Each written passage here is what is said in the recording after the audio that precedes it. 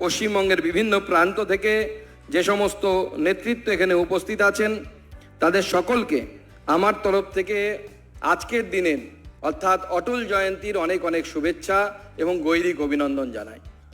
আজকে অটলজির 100 বছর পূর্ণ করে 101তম বছরে ওনার পদার্পণ হয়েছে। ভারতীয় জনতা পার্টি শুধু নয়, ভারতবর্ষের ইতিহাসে বা রাজনৈতিক ইতিহাসে এমন কিছু ব্যক্তিত্ব আছেন, সময়ে সময়ে এসেছেন, যারা এক একটি যুগে রাজনীতির দিশা পরিবর্তন করতে পেরেছেন। মাননীয় অটলজি এমন একজন ব্যক্তিত্ব, যিনি ভারতীয় জনতা পার্টি যখন 1980 সালে প্রথম মুম্বাইয়ের সেই সভা থেকে প্রথম গঠিত হলো, সেই সময় যিনি সভাপতির দায়িত্ব সামলেছেন, শুধু তাই নয়, রাজনৈতিক ক্ষেত্রে বিভিন্ন রাজনৈতিক দলের মধ্যে একজন রাজনৈতিক ব্যক্তিত্ব যিনি প্রধানমন্ত্রীর মতো পদ সামলেছেন। তারপরেও সমস্ত রাজনৈতিক দলে এইভাবে গ্রহণযোগ্যতা, যে একটি শব্দ দিয়ে অটলজিকে বিশ্লেষণ করা যায় বা বলা যায়, তার গুণগান করা যায়, তা হচ্ছে এই ধরনের অজাত শত্রু মানুষ।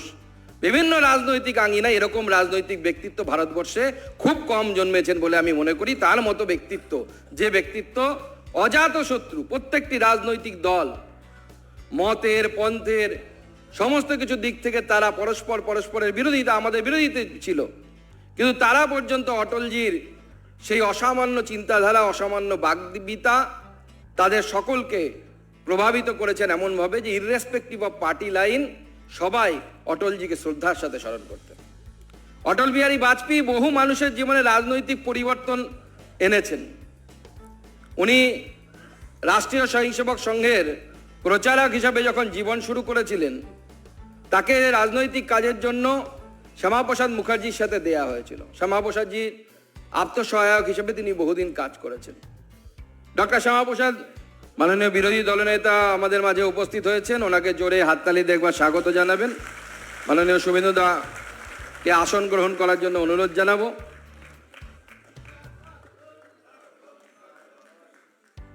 অটলজির জীবনে এই যে পরিবর্তন, সেরকম রাজনৈতিক জীবনে বহু মানুষের যে পরিবর্তন এসেছে, আধুনিক যুগে যারা আমরা রাজনীতি করছি, এখন বর্তমানে রাজনীতি করছি, আমি অন্ততপক্ষে আমার বিষয়টি হলফ করে বলতে পারি যে আমি রাজনীতিতে হয়তো আসতাম না যদি না অটল বিহারী বাজপেয়ী থাকতেন। 1998 সালে অটলজির সরকার তৈরি হয়েছে, আমিও তখন ক্লাস 12 পাস করে কলেজের আঙিনায় পা দিয়েছি।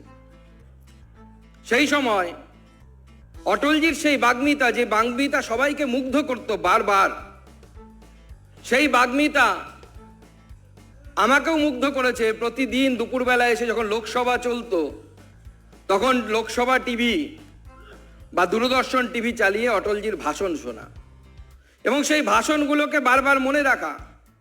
ভারত কোই জমিন কা টুকরা নেই, তার ভাষণের যে অঙ্গ, এবং অটলজি এইভাবে বহু মানুষকে উদ্বুদ্ধ করেছে। আমাকে একজন একটি গল্প বলেছিলেন, আজকে সকালবেলা আমি সল্টলেক পার্টি অফিসে বলেছি। তিনি আমাকে বলেছেন যে অটলজি তখন ভারতবর্ষের বিভিন্ন জায়গায় ঘুরে বেড়াচ্ছেন, উনি মালদাতে এসেছেন, মালদাতে ভাষণ দিচ্ছেন। তখন কি পরিস্থিতি ছিল যে কংগ্রেস ছাড়া অন্য কেউ যে কেন্দ্রের সরকার তৈরি করতে পারে এ বিশ্বাস কারো ছিল না। মানুষকে ভারতীয় জনতা পার্টি আলাদা জনতা দলের থেকে, এটা বোঝাতেই মানুষকে অনেকটা দিন চলে যেত। মালদায় ভাষণ দিচ্ছেন, হঠাৎ কারেন্ট চলে গেছে। অটলজি ভাষণ দিচ্ছিলেন, যে মানুষকে বোঝাচ্ছিলেন মালদায় যে কংগ্রেস শুধু নয়, আমরাও সরকার গঠন করতে পারি, আমরা সরকার চালাতে পারি। হঠাৎ ভাষণ দিতে দিতে কারেন্ট চলে গেছে। কারেন্ট চলে যাওয়ার কিছুক্ষণ পর স্বাভাবিকভাবে অটলজি এসে মালদার কার্যকর্তারা সে সময় জেনারেটর ভাড়া করেছে, শিপ জেনারেটর ছিল, জেনারেটর চালিয়েছে, মাইকে কারেন্ট এসছে, অটলজি আবার বলতে শুরু করলেন, হিন্দিতে বলছেন যে আমি বলেছিলাম না আমাদের কাছে বিকল্প আছে, এটাই হচ্ছে দেখুন আমাদের কাছে বিকল্প আছে এবং আমরাই বিকল্প, ভারতীয় জনতা পার্টি বিকল্প। খুব সাধারণ একটা জিনিস, তাকে কিভাবে মোল্ড করতে হয় ভাষণের মধ্যে, এটা অটল বিহারী বাজপেয়ী জানতেন। তিনি জাদুকর, ভাষণের জাদুকর। এবং তারপরেও শুনলে অবাক হয়ে যাবেন, আমি তো অটলজিকে সামনে থেকে শোনার কোনো সৌভাগ্য হয়নি আমার জীবনের। যদি কেউ জিজ্ঞেস করে যে সব থেকে বড় আফসোস কি, তাহলে অটলজিকে সামনে থেকে না শোনা। এটা হচ্ছে আমার জীবনের এখনো পর্যন্ত জীবনের সব থেকে বড় আফসোস। এবার তাহলে এই গল্পটা আমাকে শোনালেন কে? মালদার একজন অতি বামপন্থী লোক, যিনি আত্মীয়তার সূত্রে আমার সাথে আবদ্ধ। অতি বামপন্থী বলতে একদম মানে ঈশ্বরেই বিশ্বাস করেন এই ধরনের একজন ব্যক্তিত্ব। তিনি জানলেন কি করে? তিনি অটলজি মালদায় এসেছেন, অতি বামপন্থী রাজনীতিতে বিশ্বাস করতেন, তখনও করতেন, এখনো করেন, কিন্তু অটলজির ভাষণ শুনতে গেছিলেন। এটাই হচ্ছে অটল বিহারী বাজপেয়ী। অতি বাম কেউ টানতে পারেন নিজের ভাষণ দিয়ে। এটাই হচ্ছে অটল বিহারী বাজপেয়ীর ইউনিকনেস। অটল বিহারী বাজপেয়ী যেভাবে বলে গেছেন যে ভারতবর্ষের রাজনৈতিক পথ কি হওয়া উচিত, অটলজি সেই বিখ্যাত ব্যক্তি লোকসভায় দাঁড়িয়ে अटल जी अच्छे हैं लेकिन पार्टी अच्छा नहीं है। तो अटल जी তখন বলছেন ये अच्छे अटल को लेके आपका इरादा क्या है। গোটা লোকসভায় হেসেছে, গোটা লোকসভায় হেসেছে। এইভাবে একজন মানুষ তার বাগ্মিতা দিয়ে যে সমস্ত অপোজিশনের মতকে পরিবর্তন করে দিতে পারে। আর তার সেই বিখ্যাত যেদিন তিনি রেজিগনেশন দিচ্ছেন ভোটে জিততে পারবেন না বলে, যে উনি বলছেন যে আমার সত্তার নাকি লোভ হয়ে গেছে, আমি নাকি পয়সা দিয়ে এমএলএ এমপি কিনে আমি ক্ষমতায় টিকে থাকতে চেয়েছি। সেই সময় উনি কি বলছেন যে আমাদের যদি পয়সা দিয়ে ক্ষমতায় টিকে থাকতে হয়, এই ধরনের রাজত্বকে, এই ধরনের সত্তাকে হাত তো দূরের কথা, আমি চিমটে দিয়েও ধরার মতো অপরাধের কাজ করব না। দিস ইজ ভারতীয় জনতা পার্টি। এটা ভারতীয় জনতা পার্টির আদর্শ। আমাদের পূর্বপুরুষ অটল বিহারী বাজপেয়ী সহ তার পুরো টিমকে যখন এই অপশন দেওয়া হয়েছিল জনতা দলের তরফ থেকে, তোমাদেরকে হয় আরএসএস এর সাথে সম্পর্ক ত্যাগ করতে হবে অথবা সরকারের সাথে সম্পর্ক ত্যাগ করতে হবে, আমাদের পূর্বপুরুষরা বলেছিলেন।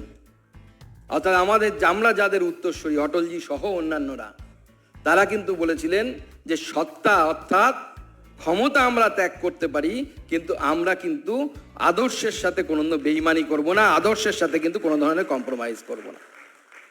এটাই ভারতীয় জনতা পার্টি। ভারতীয় জনতা পার্টি এটাই চিন্তাধারা।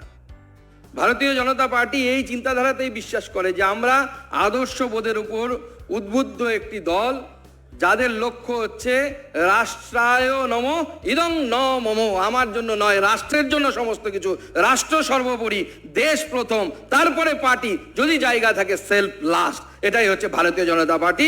ভারতীয় জনতা পার্টি এই নীতিতে বিশ্বাস করে। আমাদের এই নীতি থেকে পথভ্রষ্ট হলে চলবে না, আমাদের এই নীতি নিয়ে চলতে হবে। এবং অটলজি সে পথ দেখিয়ে গেছে। এবং অটলজির যে চিন্তা ভাবনা, আমার মনে আছে তখন অটলজির যখন মৃত্যু সংবাদ এলো টিভিতে দেখাচ্ছে, আমার সাথে তার কোনো আত্মিক সম্পর্ক নেই হয়তো, কিন্তু সেদিন চোখ দিয়ে টপ টপ করে জল পড়ছিল।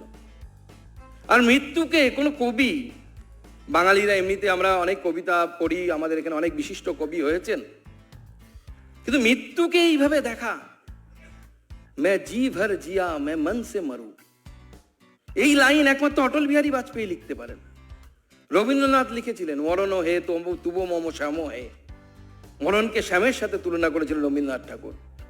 আমার জানা নেই, আমি কবি নই, কবিতা খুব বেশি পড়াও নেই আমার, কিন্তু এই যে দুটো লাইন, मैं जी भर जिया मैं मन से मरूं, এই ধরনের লাইন লেখার মতো ক্ষমতা ভারতবর্ষের খুব দুর্লভ কবি আছে যারা এই দুটো লাইন লেখার মতো ক্ষমতা দেখিয়েছেন। সেটা অটল বিহারী বাজপেয়ী করেছেন। কারণ আমরা সেই শাশ্বত চিন্তাধারায় বিশ্বাস করি, যে শাশ্বত চিন্তাধারা ভারতবর্ষকে হাজার হাজার বছর ধরে পথ দেখিয়েছেন, যার উপর ভিত্তি করে পণ্ডিত দীনদয়াল উপাধ্যায় একাত্ম মানব দর্শন লিখেছেন। সেই একাত্ম মানব দর্শনের যখনই সুযোগ এসেছে ভারতীয় জনতা পার্টির সরকারের সামনে, অটলজির হাত দিয়ে অন্তর্দয় যোজনা সেখানে লাগু হয়েছে। সেই অন্তর্দয়কে মাননীয় প্রধানমন্ত্রী নরেন্দ্র মোদীজি এখন সামনের দিকে এগিয়ে নিয়ে যাচ্ছেন। প্রত্যেকের ঘরে শৌচালয়, প্রত্যেকের আবাসন, 80 কোটি মানুষকে বিনামূল্যে রেশন দেয়া 2029 সাল পর্যন্ত, সেই অন্তর্দয়ের চিন্তা ভাবনা।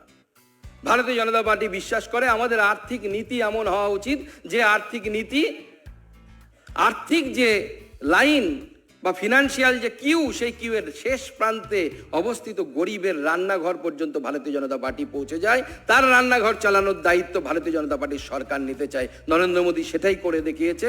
আর সেই জন্য নরেন্দ্র মোদী এই মুহূর্তে অটলজির সার্থক উত্তরসূরি এবং বিশ্ব বরেণ্য নেতা, তার মতো নেতা ভারতবর্ষে আর পাবে কিনা আমাদের সন্দেহ মনে হয়। আজকে সেই অটলজির আদর্শ নিয়ে ভারতীয় জনতা পার্টি এগিয়ে যাচ্ছে, আমাদেরকেও এগিয়ে যেতে হবে। অটলজি অতি সিম্পল মনের একজন মানুষ ছিলেন, সাধারণ মনের একজন মানুষ ছিলেন। সে অটলজি বিশ্বাস করেছিলেন পশ্চিমবঙ্গের একজন নেত্রীকে। তার বাড়িতে গেছিলেন, তার মায়ের পা ছুঁয়ে প্রণাম করেছিলেন। তখন অটলজি হয়তো বুঝতে পারেননি যে যার মায়ের পায়ে হাত দিয়ে আমি প্রণাম করছি, সেই মহিলা একদিন আমার পার্টির 200 জন কার্যকর্তার জীবন নিয়ে নেবে। আর অটলজির সেই সম্মানকে যারা সম্মান প্রদর্শন করেনি, যারা ভারতীয় জনতা পার্টির কার্যকর্তাকে ভারত মাতা কি জয় বলার জন্য, জয় শ্রীরাম বলার জন্য যারা জীবন নিয়েছে, যতক্ষণ না পর্যন্ত আমরা তার প্রতিকার করছি, ততক্ষণ পর্যন্ত অটলজির প্রতি শ্রদ্ধা জানানো আমাদের সম্পন্ন হবে না। এবং আমি বারবার বলি, আজও বলছি, অটল বিহারী বাজপেয়ী যদি না থাকতেন, মমতা বন্দ্যোপাধ্যায় নামে কোনো রাজনৈতিক ব্যক্তিত্ব তৈরি হতো না, তার অস্তিত্ব থাকতো না। আর অটলজি যেটা তৈরি করে গেছেন, ভারতীয় জনতা পার্টি যেটা তৈরি করে গেছে, তাকে যদি খতম করার ক্ষমতা যদি কারো থাকে, ভারতীয় জনতা পার্টির আছে। আমরাই শেষ করে দেখাবো যে মমতা বন্দ্যোপাধ্যায়কে, যে আপনি সর্বশক্তিমান নন। আমরা সেটা করব। সকলে মিলে একত্রিত হয়ে লড়াই করে আমরা 26-এ ভারতীয় জনতা পার্টির সরকার, গেরুয়া নিশান আমরা নবান্নের উপরে ওঠাবো। আমাদের মুখ্যমন্ত্রী সেখান থেকে শাসন করবেন, আমাদের মুখ্যমন্ত্রী পশ্চিমবঙ্গকে শাসন করবেন। আমরা পশ্চিমবঙ্গের চৌকিদার হতে চাই। আমরা কেন ক্ষমতায় আনতে চাই? কোনো একজন ব্যক্তিকে মুখ্যমন্ত্রী করার জন্য না। ভারতবর্ষে বিজেপির অনেক মুখ্যমন্ত্রী আছে, আমার মনে হয় সেটার প্রয়োজনীয়তা না, খুব বেশি নেই, আছে কিন্তু খুব বেশি নেই। কিন্তু যে পশ্চিমবঙ্গকে ডক্টর শ্যামাপ্রসাদ মুখার্জি রক্ষা করে গেছেন, তৈরি করে গেছেন, সেই পশ্চিমবঙ্গকে রক্ষার জন্য আমরা সেই জন্য পশ্চিমবঙ্গে ভারতীয় জনতা পার্টির মুখ্যমন্ত্রী বসাতে চাই, যেন প্রতি বছর যেরকম সুকান্ত মজুমদার পাশ করার পর এসএসসি দিয়ে চাকরি পেয়েছিল, সেরকম কলেজ ইউনিভার্সিটি থেকে বের হওয়া বেকার যুবকরা যেন এসএসসিতে বসার সুযোগ পায় প্রতি বছর, তাদের বাড়িতে যেন চাকরি হয় সেই জন্য। আর তখন যদি কোনো বিজেপি নেতা যদি ভাবে যে আমি পার্থ চট্টোপাধ্যায়ের মতো কাজ করব, আমি যদি বিজেপি সৈনিক হিসেবে থাকতে পারি, আমার এইটুকু মনে হয় প্রাক্তন রাজ্য সভাপতি হিসেবে, যে তার বিরুদ্ধেও আমাদের পুলিশ এমন ব্যবস্থা নেবে যে গোটা দেশ তাকিয়ে দেখবে যে বিজেপিতে এসব চলে না, বিজেপিতে এসব ধান্দাবাজির কাজ চলে না।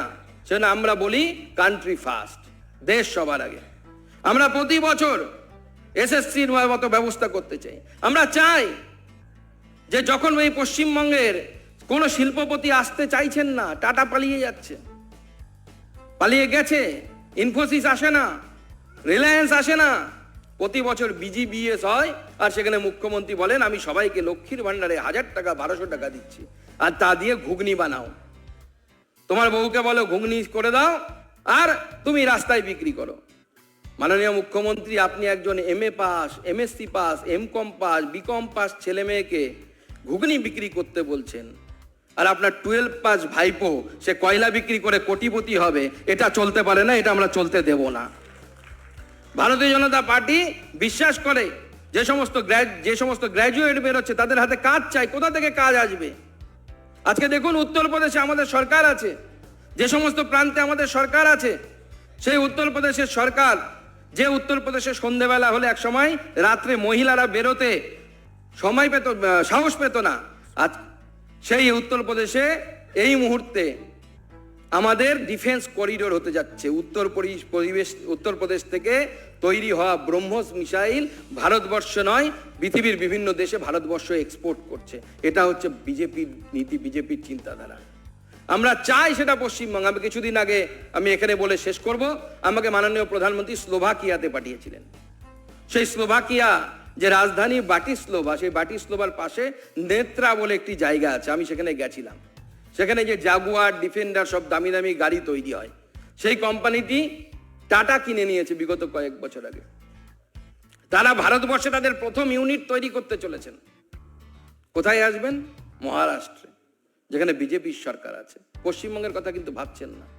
কিন্তু আমরা চাই পশ্চিমবঙ্গে ভারতীয় জনতা পার্টির মুখ্যমন্ত্রী এই জন্য বসাতে, যে ওই জাগুয়ার কোম্পানি যখন দ্বিতীয় ইউনিট ভারতবর্ষে খোলার কথা চিন্তা করবে, সেটা যেন এই পশ্চিমবঙ্গের মাটিতে তারা চিন্তা ভাবনা করে, যাতে আমার বেকার যুবকদের কর্মসংস্থান হয়।